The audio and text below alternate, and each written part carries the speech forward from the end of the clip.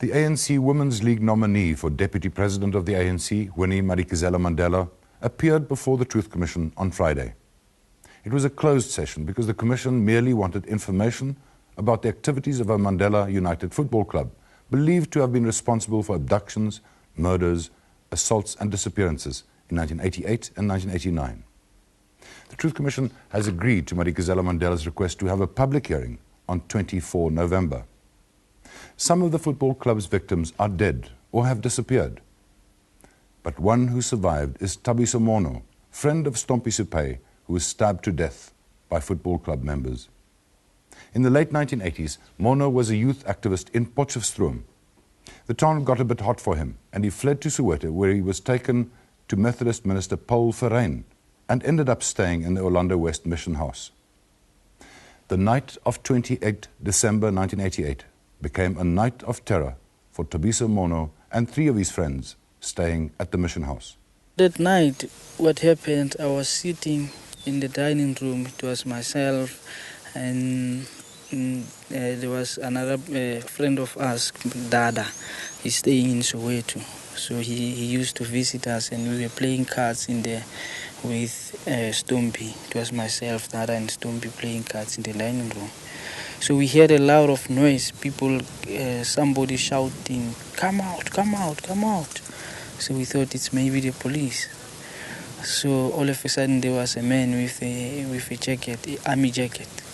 So he ordered us into a kitchen. So when we went into a kitchen, we find there were 2 groups. So the other group was the people whom we stayed with, and another group was the strange group, the foreigners. So we didn't know them. We only knew Xoliswa and Katisa and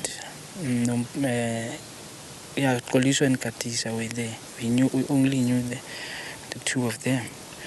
So when we arrived there, then Cherry, he was wearing a brown, a khaki overall. Then he asked Xoliswa, "Who are they?" So Xoliswa then said, "That is Thabiso, Pilo and Stompy, and Kenny because he's clever." So that's when they said, they grab us and say, "Come, go, let us go with us." So they take us out of the house into a minibus around the corner. So the minibus was standing there. So we went into a minibus down to Deep Kloof extension. That's where we went to, and we arrived there at Deep Kloof extension, and we were ordered out of the minibus into the back room of the house. They insisted on Stompy being an informer, and we tried to explain to them that Stompy was not an informer.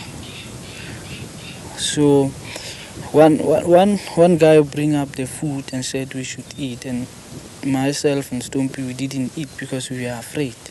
So those guys had their supper, and after that one guy came again and said, "Mama is going to call us."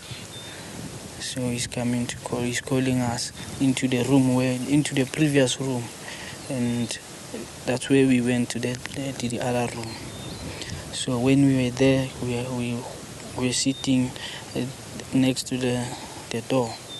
So Jerry said to the driver of the minibus, Morgan should go and fetch a seat for mommy.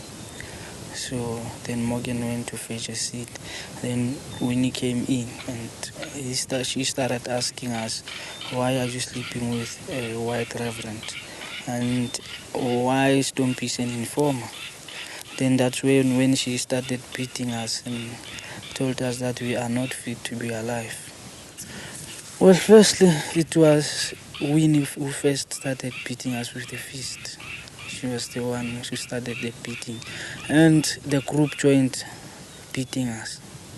All of them, all of the group that were there, they then beating us and dropping us and lifting us up and left us to drop on the floor and dropping us on the floor. They were singing there. I mean, the time when we were being beaten up, they were singing freedom songs there. So and after that, after a while, then she ordered someone to bring the sambok, and she started samboking us again. We were made to lie down and being samboked by her. Jerry Richardson was the manager of the Mandela United Football Club. He gave his version of the assault 2 weeks ago. We beat them up, man. You know, we have shamboks at the kangaroo court. We have canes. You know, we used every method that we knew that would make them tell more truth than what they had told us.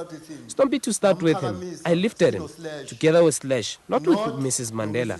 Mrs. Mandela was sitting on the side. We lifted him from the roof height, and we left him, and he would hit the floor. I'm sure 7 or 8 times, up until we saw that he was near dying. The beatings to Stompy continue. It continued even when we to us stopped, but to Stompy continue because they said Stompy was an informer. So the day, I don't know whether it was the 1st or New Year Eve, but between there, it was the day when Jerry comes to Stompy and said, give him a piece of paper and a pen, and said to Stompy, write your name and your address, and we are taking you back home back home. So meaning they are taking him back to Paris. So it was for the last time we saw Stompy. Last week, we invited Thabiso Mono to our offices to come and watch for himself the programs that were done on Winnie Mandela and the Mandela Football Club, and verify some of the facts. Basically, I think they are telling the truth. Jerry is telling the truth about the assault, and even Carissa is telling the truth when she said that Mrs. Mandela started first with the beating with fist. She's the one who started first. So they are basically telling the truth. Yes, I feel that I deserved to know why I was assaulted, why I was abducted and assaulted. So I deserve to know why. Those questions deserve to have answers as to why did that happen to me. So I still live with an unanswered question as to why did that happen to me. So I want to know. Thabiso may get his answer when the TRC hears Mrs. Mandela and the amnesty applications of the football club members. Hopefully, Stompy's mother, Joyce, will also get answers to her questions. The death of Stompy really affected me. It affected me painfully. But after the arrival of the TRC and the fact that reconciliation must happen, I became determined, even when it affects me. Stompy's death affects me greatly. What makes it affect me deeply is that Stompy's peers are now working. Stompy could be working for me. He could have patched up where there are holes now. His peers who were with him in the struggle are now working for their mothers. They are now soldiers of the ANC.